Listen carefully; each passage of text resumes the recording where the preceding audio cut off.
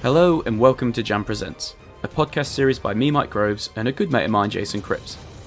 In this fifth series, we're heading to Camp Pleasant as we try to catch a murderer who just so happens to be a campmate in Killer Camp.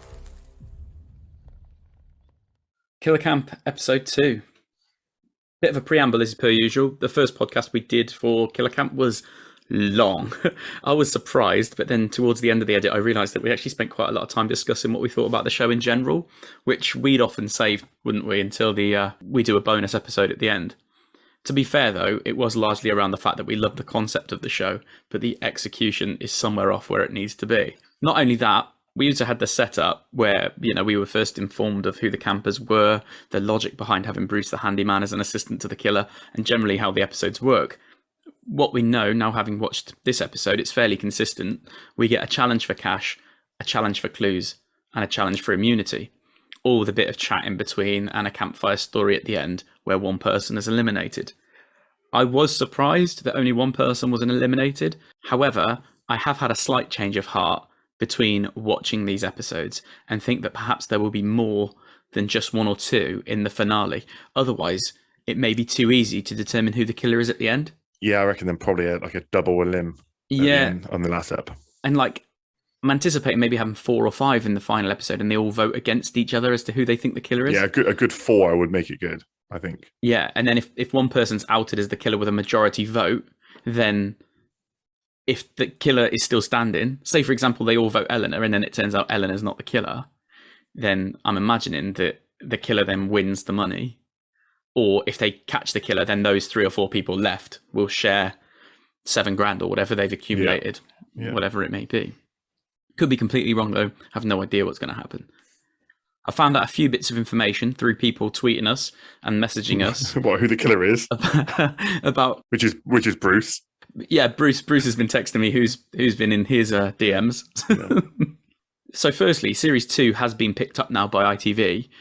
When I first wrote my notes up, we weren't sure when this was due to be released, but it's actually very soon. And it'll coincide with maybe episode 2 or 3 of the first series that we're releasing. But because they're doing it nightly, Monday to Friday, if we do season 2, and we'll decide after this whether or not we want to do a season 2, we're going to do it weekly. So we'll wait until early next year or something like that. I don't think we need to do it every night. Will it get spoiled? Do you think someone will spoil it for us? Or because I've said that, will someone now do it? So, forget I ever said anything. That was my rewind voice. That's good. Can you do it again? Oh no, we've gone too far back. Oh no. Bit of preamble as per usual. The first podcast we did was... Oh shit. No, so, you know what I mean? It's like a bit of a... Yeah, I know what you mean. Is it a risk? But it's probably one of those that if someone tells us, even if they told us now, if we waited till this time next year to do it... If someone told us now, I'd hunt them down. But we'll forget, I'm sure. So secondly, there's an important bit of information that I am told, or no, that I'm going to be told after watching the next episode. So my brief is, watch episode 3, then go chat, because they're going to tell me some important bit of a production error or something like that. Surely we'd have seen, so it's something we can't see. Is it, maybe it's something that we would pick up on or talk about, and they know what had happened because it was in the news at the time, or, on social media at the time or something like that. Someone actually died. Production error that they left it in.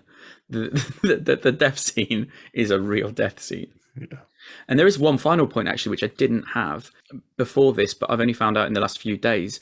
Someone on Instagram got in touch and said they've watched the opening to episode 3 20 times. Now, all I've seen is like a black and white photo of Rob, I think in bed or something like that. Now, do you want to tell us what you texted me when I sent you that and said what you thought it might be? I'm speculating that he has a erection. So Rob's got a boner in the next episode. That's the production error. Yeah. In the his nuts have fell out the side of his shorts or something. 100%, yeah. But then who is this person that's watching that 20 times? Fryer. So it makes me think, if you knew Lewis, I think it's Lewis Fryer. If you knew, if say that was true, would you watch that 20 times? I see. He said we, so I think he's probably watching it with someone else. So every new person that comes around his house, have you seen episode 3? This guy's got a boner. The person that's going to tell us about the production error is Michael Harmston. So I got two people telling me about episode 3.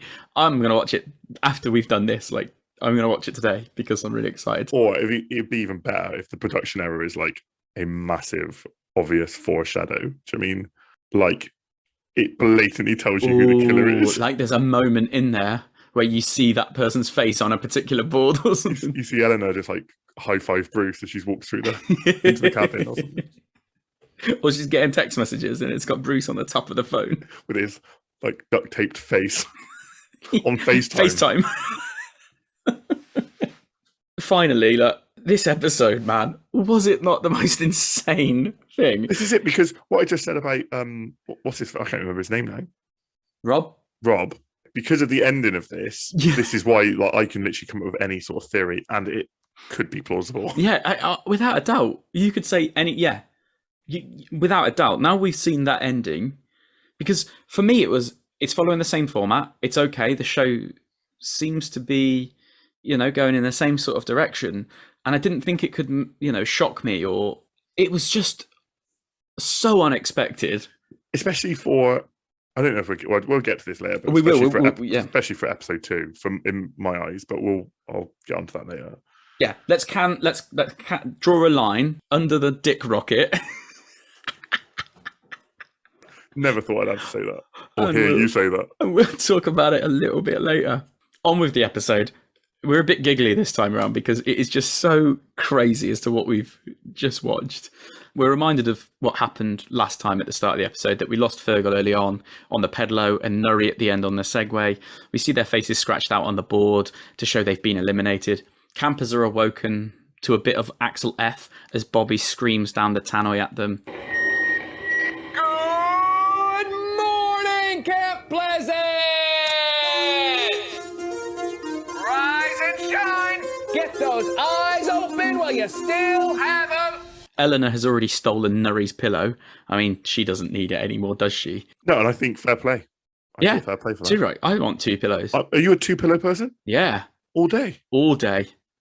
Even if it's not for the whole night and I wake up and one's on the floor, I'm going 2 pillows at the start of the night. Like one pillow, lying on one pillow, you might as well be lying flat. You've probably got some memory foam pillow or some sort. I've got a fairly decent one, but don't necessarily like it. I quite like the cheap ones. 2 cheap ones is better than 1 good one, in my opinion, because it's 2.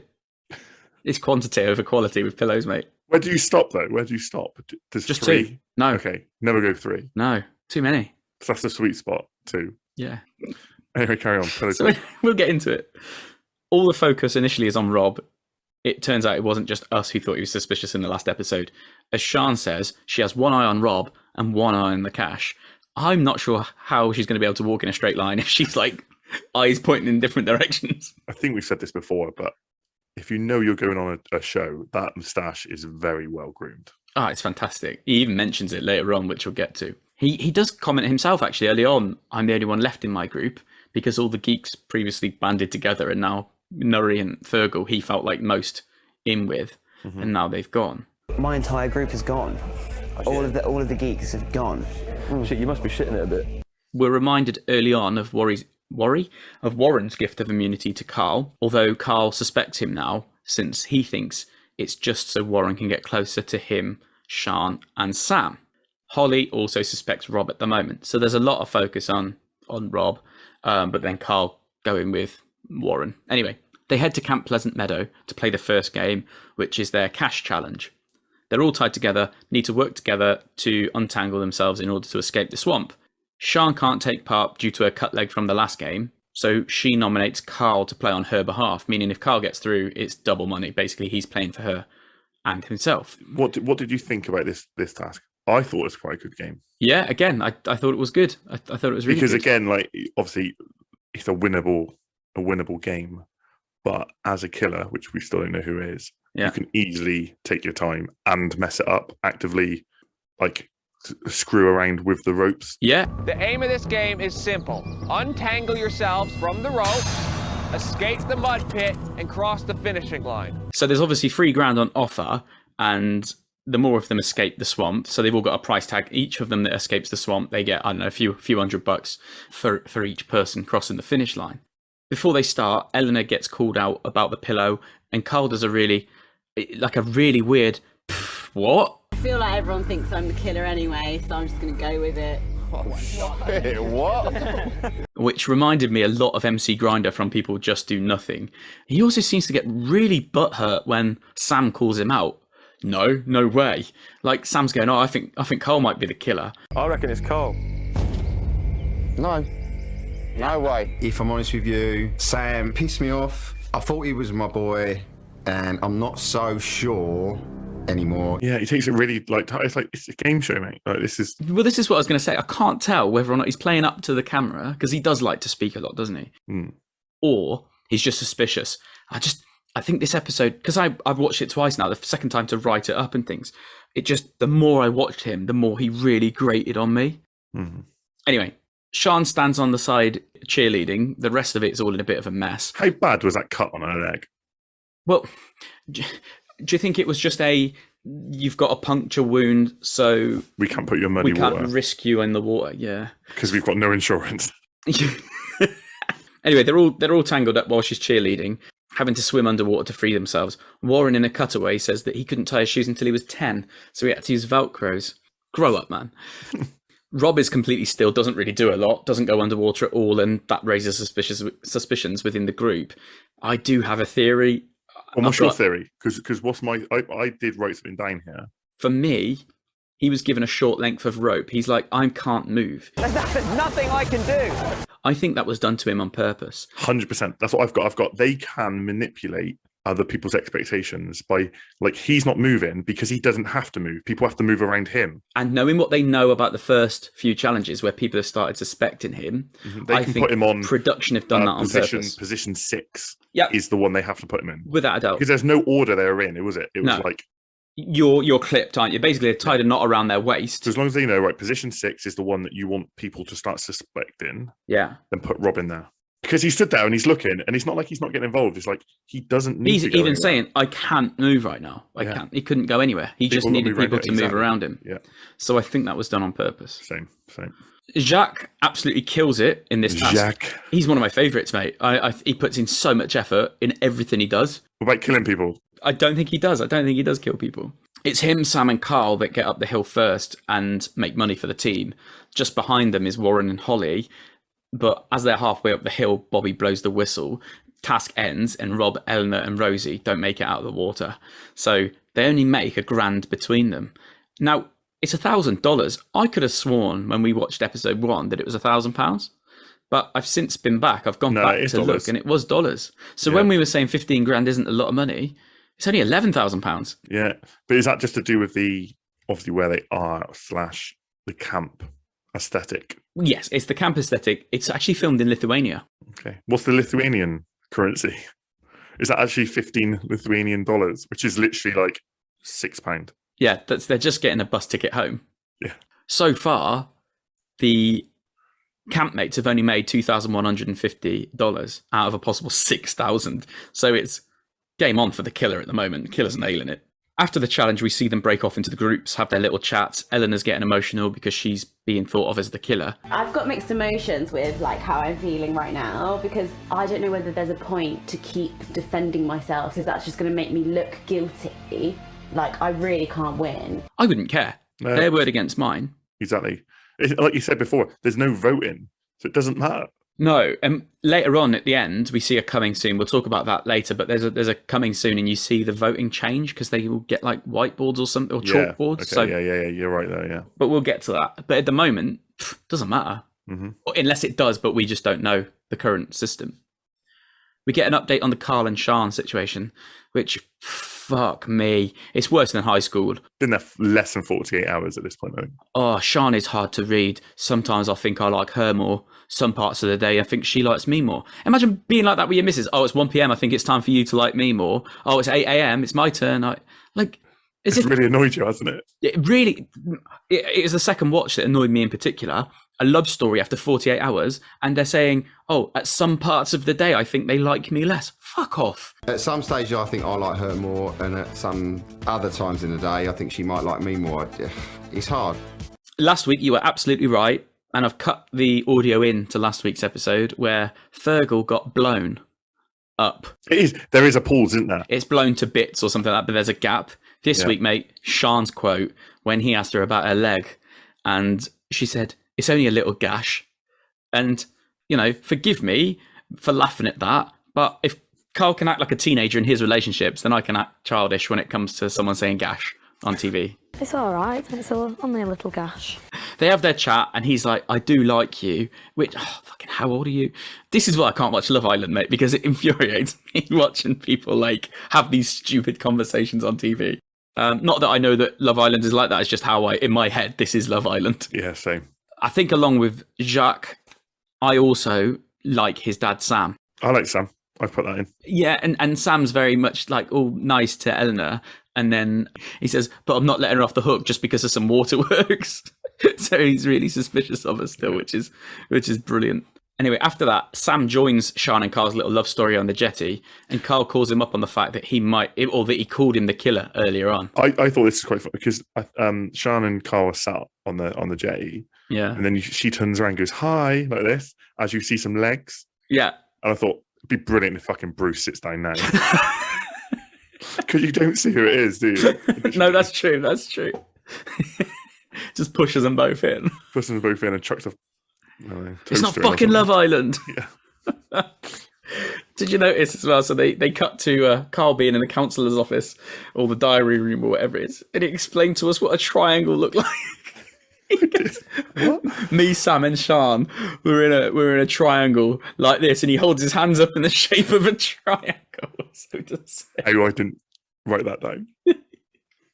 Oh, it did make me laugh. I'm losing my touch if I didn't see that. Us three are like this triangle, like this. Carl is going all in on Eleanor and then changes his mind when Sam tells him about Rob. So, yeah, Carl's like, "Oh, Eleanor. And then Sam's like, "Yeah, but what about Rob?" And then I think Carl changes his mind. So is he just incapable of making a decision? Or, like, you just cover all bases, I suppose, don't you? And just go, "Yeah, they're suspicious too." The second activity then, back at Lake Pleasant, this time they're playing paddle brawl. Mate, that looks nails.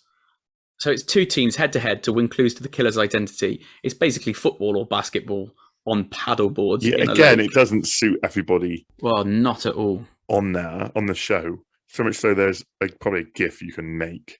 You can probably loop that looks like Jacques is being electrocuted. Is it really? He's literally like stood up, and when he's trying to find his balance, he's literally going like, "Oh, it's fucking funny as fuck."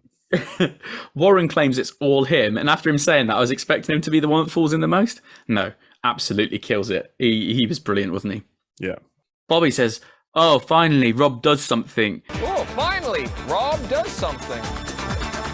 And that's something sucks. Because Rob actually picks up the ball, and then as soon as he's got it, it falls off. And that was so sus again, wasn't it? It was like, but it wasn't like he had done it by accident. It looked sus. Yeah, it looked like he's grabbed the Picked up ball and thought, and then gone, I'm taking "Oh, a dive." shit. Yeah. It was so obvious. Yeah. Rosie then calls out, "If you are the killer, can you please kill Warren tonight?" Bit of foreshadowing that.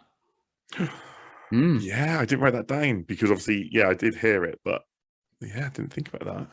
I had a bit of a rant here, and I've already had a rant about him, but I ought to correct something that I mentioned in the last episode, that Carl was a bit like Mark Wright, and I've put he's really not, because actually I don't mind Mark Wright that much.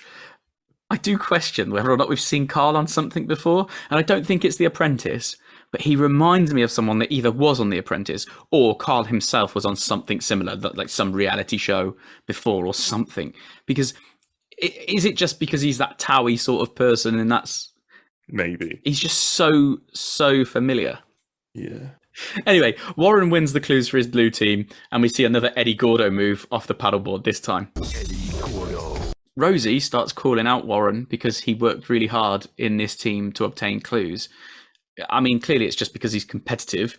It would have been one of those, like, she's suspecting him. Rosie's calling him out because she thinks he might be the killer. We know by the end of this episode that he isn't. But it's one of those, like, whether the killer gets the clues or not, I don't think it matters that much. I don't think this challenge gives us much of a bearing who the killer is. So Warren's not acting sus by being good at this. He's just fucking good at it. Yeah. Well, he's athletic, quite like low center of gravity. It suits him down, doesn't it? So. Definitely. And Holly's getting fed up. I get it. She says he's cocky and all that sort of thing, but he is really good. And Holly should be grateful because she's on a winning team. She gets one of these clues because of Warren. Anyway, before they read out the clues, Jacques calls out that it might be Sam based on last week's clues. Tattoos, artistic, rocker, Avril Lavigne, Thai green curry, vegan. He said rocker, and then he did the devil horn symbol when he mentioned Avril Lavigne, which did make me giggle a bit. But Sam was the one who read that clue out. So you can't link that to... Sam was the person that said the guilty pleasure was Avril Lavigne. So then they can't go back and say, oh, Sam looks like he'd like Avril Lavigne, because if he does, then he'd have to lie. It's that... That's true. Yeah, why didn't he just say, oh, the killer likes ABBA? Yeah, the killer likes classical music. Exactly. So Jacques getting suspicious on Sam based on that clue, that doesn't work. It might be Sam, but it's not because of that Avril Lavigne clue, because that was read out by Sam himself. I've got something wrote here. It seems like it's the same sort of time. 5 out of 10. Surely that's a red herring. Right. So these are the additional clues that we found last time, bearing in mind that one of them might be a lie. Jacques tells us the killer had sex on a balcony before. Mm-hmm. Who hasn't? I haven't. Apparently Sam is rampant. Warren tells us that the killer rates himself a 5 out of 10. Rob tells us the killer's worst quality is talking over people. Holly tells us the killer used to do taxidermy. So yeah, that 5 out of 10 one, that is, I would imagine, because they're all obviously asked a load of these questions, aren't they, at the very start? Yeah, all of them So are. someone's gone, what would you give yourself out of 10? And they've all given themselves a number. But this person, a 5 out of 10, I think is someone that has just said that, but they probably know they're better. Yeah. Do you know what I mean? But then would Rob give himself a 5 out of 10? He's better than a 5 out of 10. That mustache is 10 out of 10. That's true. Yeah. The taxidermy has thrown me off completely. Yeah, but if that's true, yeah, it might even be true. Could be true. Yeah, but it might not be true. Holly might be the killer, and that's a lie. But then we know now that at least taxidermy or stamp collecting is true. Yeah. Rob suggests trickling these clues out to others in the camp, and Warren, fair play, says, why don't we change a couple of the clues? So there must be something in this, then, the fact that they have to answer questions to remain safe later on. I just wish we knew, because otherwise what advantage would you have to keeping those clues? Do you know what I mean? Yeah, yeah.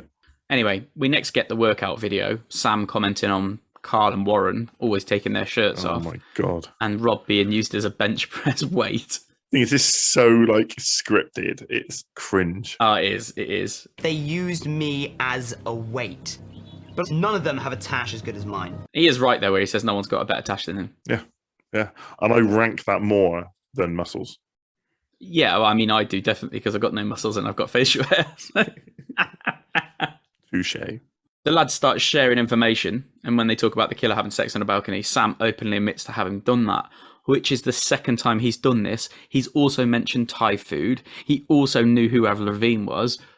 I don't think a killer would do that. If you were the killer, there is no way you would say... No, I don't. That's what I mean. I think he probably has done those things. So yeah, it's fine. Just being honest. He's just being honest, yeah. Yeah, but if he was the killer, he would never say those things. No. So exactly. In my opinion, he is the only person that I could confidently say Sam is not the killer. Mm-hmm. What I did notice fair play if Sam is the killer because he's double bluffing, that would be amazing. Carl says, what's that like? He asks about what sex on a balcony is like. Mate, what's that like? Is that quite public? It's quite liberating, mate. You can just look out and experience a view. Now, you wouldn't ask that. In that Avril Lavigne thing, he did the same thing, didn't he? Who's Avril Lavigne? He's always asking a question to throw them off the scent. Is it because he's dumb as fuck? That's what I've got. Is he dumb or just playing dumb?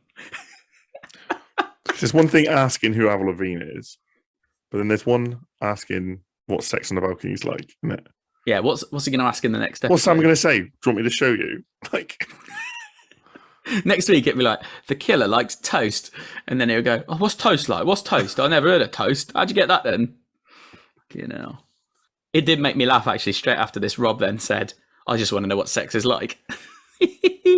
Fair play. That's brilliant. And the thing is, they cut when they all have a big laugh, because they clearly after that they'd have all had a good giggle with him, but instead they cut it. So it just looked like he's just asked that question. Yeah. Well, I would like to know exactly what sex is like. Now, I feel like I might be giving Carl a bit of a hard time already, and I've spoken about him a lot. But Sam asks him about Sean, and he replied, You genuinely don't get fit girls that have got a personality like that. Just that sentence. Yeah. It's brilliant. And without wanting to offend anyone, we'll just move on. He's really, really like hurt the fact that Warren's even talking to her. He really, he's got his back up, hasn't he? And it's just, I don't know, this episode just seems to me, in summary, Carl is pissed off with everyone. Yeah. Everyone's offending Carl. It pissed me off, and I think he did that because he liked Sean, she picked me, and he just didn't like it. Anyway, we finally get to the immunity activity, and I say finally because I'm just not interested in Carl and Sean's relationship at all until it plays a big part in this game, an axe to grind. And basically you have to throw axes at people's photographs until there's one left at the end with no axe in it. That person's then granted immunity and can choose another person to get an immunity woggle too. Bit of drama through this challenge. Jacques goes first, worst time to go. As you have to go for someone. Like when there's fewer faces left, you can just say, oh, there's only 3 to pick from. But at the very start, Jacques got to make that decision. Anyway, hits first time and gets very Eleanor. easy. Very easy, isn't it? Real good shot. Yeah. Like he's done it before. Ooh. Or maybe knew it was happening. Yeah. Carl steps up and plays tactically and goes for Warren. And that's a piss take after yesterday. Warren's cool about it, though. I just feel sorry for him. Yeah. He's wiped out. Just like that. There goes our bromance. Carl claims it was a selfless act, as Warren's face was too close to Sean's. Bollocks, mate. It's because you're scared of Warren, because he's going to steal Sean, or he's just going to be better than you. Yeah, he's such an all-rounder. That's all that was. He's definitely. Yeah. Definitely. I've got a note here, just bro. I think there's just a lot of bro talk. Honestly, especially after later on when they're sat, I think they're sat on a chair later on, and he's going, "What do you mean, bro? Come on, bro. Oh, honestly, bro." It's like it's such a passive aggressive word. Yeah. Oh, I don't want you getting upset. Well, I am, bro. Yeah. Warren then gets his chance to get back at Carl, but he misses. Sam takes out Jacques. He thinks Jacques is the safest person in camp. Jacques is out. Sean tried to take out Rob, but misses. Then Rob gets her back, but misses too. He says he's like the safest person in camp, but like again, we don't know what that's based on. No, and that's random. Yeah, that's true. See a bit of a montage. Sam is taken out. Plenty of misses. Rob is then taken out, and Rob takes out Sean. Fucking have that, Carl. Warren then gets his comeuppance and takes Carl out. And Holly and Rosie are still both in it, and one of them is guaranteed immunity. Bobby plays a very clever game here and says that they could make an immunity deal. Does anyone want to strike an immunity deal? Oh, yes, please. And Carl says, I'll leave the one person who says they'll give Sean immunity. Oh. And Rosie takes the deal. Carl wipes out Holly, and he now thinks he's her knight in shining armour. Yeah, what on Romeo. Anyway, Rosie sticks to her word and chooses Sean to be granted immunity with her. Fair play for keeping to her word, but I actually wanted it to be Holly. Do you know what I'm like? I'd love to happen now. I'd love for Sean to be the killer and Carl to be in the final and lose it because of Sean. Mate, I have literally got, a bit later on when we discuss Killer, I have got that I would absolutely love it if Sean has just been playing him and playing him and playing him, and she takes it all the way to the final and she beats him. And then she's just like, psych! I would absolutely love that. More Sean and Carl romance, and I know we need all this just because of the way it's going towards the end. I actually wouldn't mind. Imagine in the next episode, it's a walk between them two. Them two have to go and play the killer's game. Yeah. She's obviously not taking part in the challenges at the moment, so it's a bit shitty that she gets immunity as well. I know she didn't mean to cut her leg, but it's a bit frustrating that she can't play the killer's game. Anyway, Warren's pissed off. Sean asks Carl if he feels threatened by Warren. No, I don't feel threatened by him at all, but I'm not sure that I trust him. It's like, well, you definitely are. Warren does confront him, fair play. And here we go. They both thought they were bros. Oh, bros! You've just torn off my stripes, mate, and I thought we were bros. And I thought we were bros up until a point today when we was down by the lake and you said you fancy Sean. It just felt to me like, was we bros or was you about to snake me pretending we were bros? I've got nothing to hide from you, bro. It's all clearly about Sean, honestly. And the next scene is great. I think of the whole episode, the next scene is brilliant because a few of them are talking in the cabin and the killer approaches and bangs on the glass. Oh, that should be happening loads, shouldn't it? Yeah, I've said that. I love that. They should be haunted by Bruce a lot more. Yeah. We should see him at least 2 or 3 times an episode. Even if it's just in between, like hidden, they don't necessarily see him, but we see him in the background or something like that. Or they see him in the distance or something. Do you know what I mean? Yeah. Or like things are, there's rattles on windows and things like that. Just the lights going off or flickering or definitely power cuts. See, we could make this show better. Yeah. We'll give it some credit. It might be better in season 2. We need what? Like giving them proper fear. But I think sometimes, like, give me a break. I think you snore when you're really, really tired.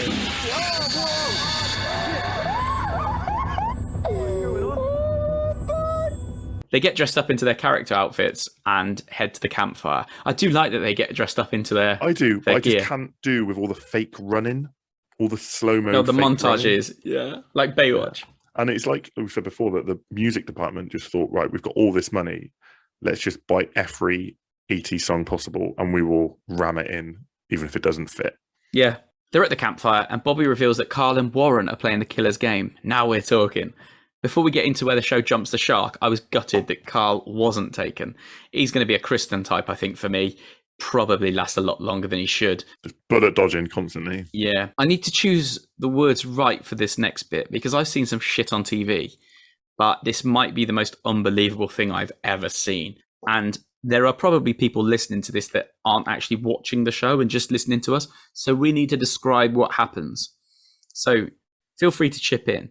But I've got the scene lasts for probably up to 3 minutes, and Warren and Carl go their separate ways through the woods. Yeah, I still like this build-up with Bobby like telling the story. Yeah, narrating this sort of fake story. And the segues last episode were brilliant, and the fact that the head is cut off by razor wire, no issues with it whatsoever. It wouldn't be a campfire without a scary story, right? I'll tell you one. So they're walking through the forest, aren't they? And they go separate ways. And I think there's one shot of Warren, and they can't see much because he's literally doing like karate. Is he? Because he can't really see, so he's got his like fists up. Oh, like, he's actually fighting his way through the woods. Yeah, because he can't see, so he don't know what's in front of him. Brilliant. These like few minutes is like a proper standout moment in the episode for me. But the way that builds the music is like timed perfect. And even Bobby's storytelling, where he's going, and Warren comes across a clearing, and in the middle of that clearing is a statue, a Greek god that represents fertility. And then he goes, and it's just completely ruined. He goes, that had a big fucking dick. It's big fucking dick. And it's like, Warren got closer to the statue. He saw the words underneath that read, phallus impallus. Like, what's going on? And you can see it from a mile off, phallus impallus, and the fact that this statue has got an erect penis. Yeah. Now, rather than the statue falling on Warren, which wouldn't have been that bad, or the dick shooting a poison dart, which again, as mad as that sounds, wouldn't have been that bad, we see Killer Bruce once again pressing a big red button. Again, pressing a big red button. And this time, the dick shoots off the statue, goes into Warren's eye hole, right through to the back of his head. And then even like balls deep or something. I'm sure he goes right down to the testicles. So you've got the dick poking out the back of his head at this point. Suddenly, the dick on the statue in a cloud of smoke. Splat! It went through his eye, right up to the testicles. Bruce picks the dick up from Warren's face and cleans it with a rag. And I guess the only saving grace at this was that Bobby even says, it was the craziest story that I've ever heard. And I thought, at least you're acknowledging that it's fucking mental. It's like, yeah, absolute batshit. It was the craziest story I've ever heard. Carl returns. We get some dirty dancing music and Carl and Sean are reunited. Bobby does make me laugh at the very end, though. He says, look on the bright side. It's a new pillow for Eleanor! I think, I don't know if it's Sean or Carl says, I don't know what I would have done. I think it's probably Sean saying that to about Carl. What if he hadn't come back? Well, you'd have been going next week. But again on this whole dick killing. Oh God. This is episode 2. Like, how uncreative can you be that you think, right, we're all out of ideas? We've used episode 1. We've done the segue, the razor wire with the razor wire. That was a good one. What we got? And then just some apprentice in the boardroom steps up and goes, "How about a dick shooting through someone's eye?" It's like, come on, that's season 11. That is not season 1, episode 2. It does really make me wonder where we're going to be. Oh, I don't know what happens. Episode, like, do you know what I thought was going to happen? I thought there was going to be a clear, like a clearing or something, like it was, and then like he's going to have to walk towards something, and then he falls down a pit. Oh, that'd have been immense. Or a net grabs him or something like just falls down a pit. Or like you say, like he puts his foot in a rope, gets strung up, and gets his throat slit or something. Yeah. You know what I mean? Like something to do with the forest, the fact that you can't see that well. And like I said before, like those bits for me they are the best bits of the whole show. Like the fact that Bobby's like speaking about it, you can see it happening, the production value. Yeah, the suspense is perfect, the music's perfect, and then they ruin it by the worst death. Worst death scene I've ever seen, I think, on anything. Yeah, but I think it's also like, come on, Bruce, like actually do something. Like attack him from behind or something. Imagine if he pressed that button and then one of those boats blew up again. He's like, oh fuck, I picked the wrong remote up. Like I'm fully expecting, what remote has he got in his hand this week? You know, that's what he's coming to now. Yeah, I think you're right. He will be using the big red button again next week. Like you look like a killer. Like I said before in episode 1, as a killer, he's fucking perfect. Yeah, it's great. He looks like an absolute psychopath. It's just an electrical engineer at this point. He's not an Inspector Gadget, is he?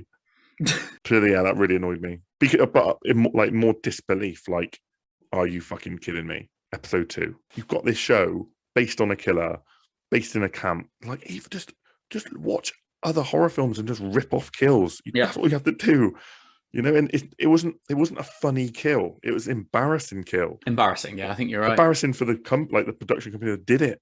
Not embarrassing for Warren that got a dick through his eye. If that was me, if I was Warren, they said, right, we're going to shoot this dick through your eye. I'm like, no, you're fucking not. I'd rather just like get hung from a tree or something, please.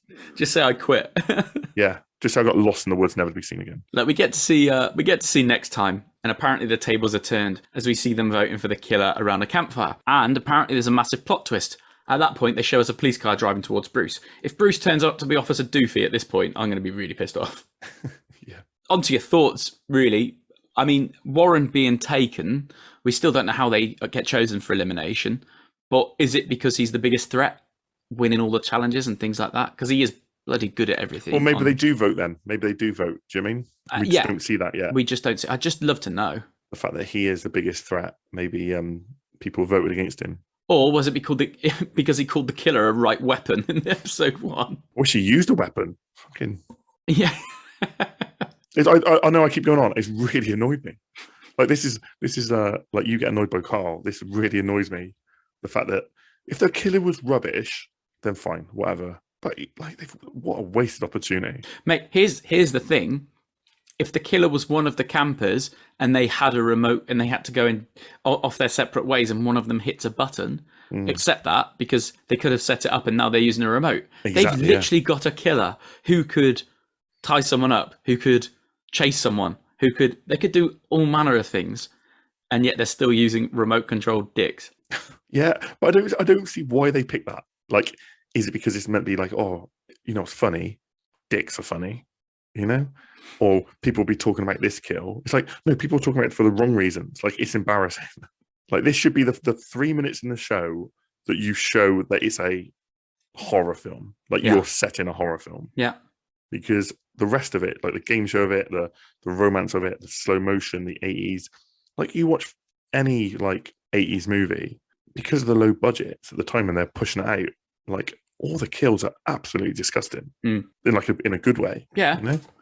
I think it completely undermined the whole episode as well. Yeah, I think you're right. Yeah, it wasn't a terrible episode. It was as good as episode 1. It was on par with episode 1 in terms of what the content it had, and then that ending meant that it just dropped to one of the worst things I've seen. Yeah, I want to see Warren gutted or something. You know? Yeah. Well, mate, you can dig a hole. You can dig a hole and put some spikes in, then cover it back over with leaves. Of course you could. And all he's got to do, Warren run into it, and you could film that easy. Warren on the floor with a pole through him. It's easy, isn't it? Easier than getting a dick through the eye. Throw him for a wood chipper.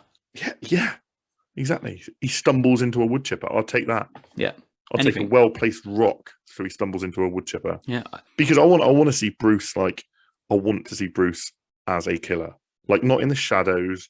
I want him, like, 3 inches away from your eyeballs, like, stabbing something through it, you know? Yeah. And I know that's not, it's not a family show at all, but but they can get away with being quite...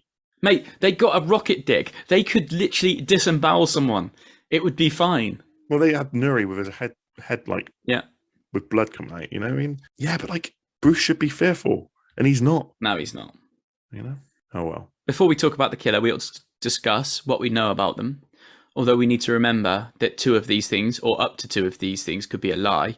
From the last episode, we learned that the killer likes Thai food, art, Avril Lavigne, stamp collecting, and Danny DeVito. And now we know a bit more that they've had sex on a balcony, rate themselves 5 out of 10, talks over people, and does taxidermy.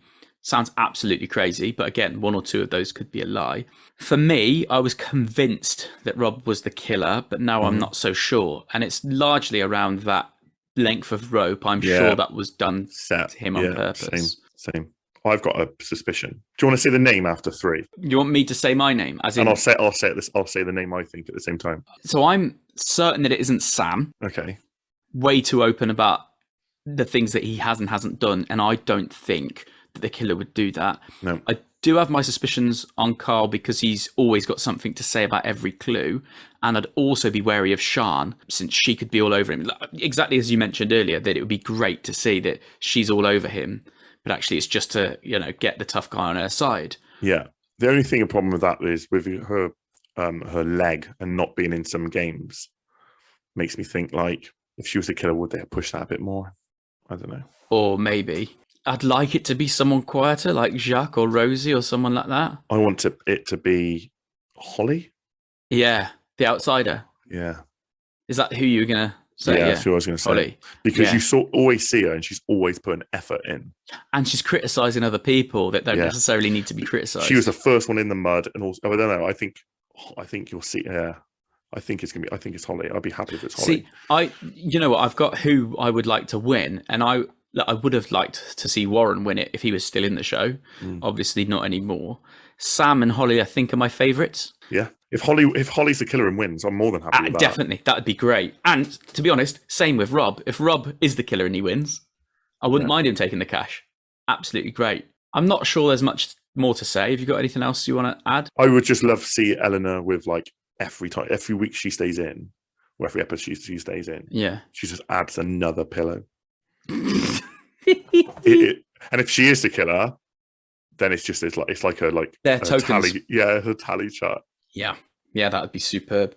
All right then, nothing else to say other than hopefully we don't get impaled through the eye socket by a statue's erect penis between now and the next episode. I'll keep my eyes shut from now on.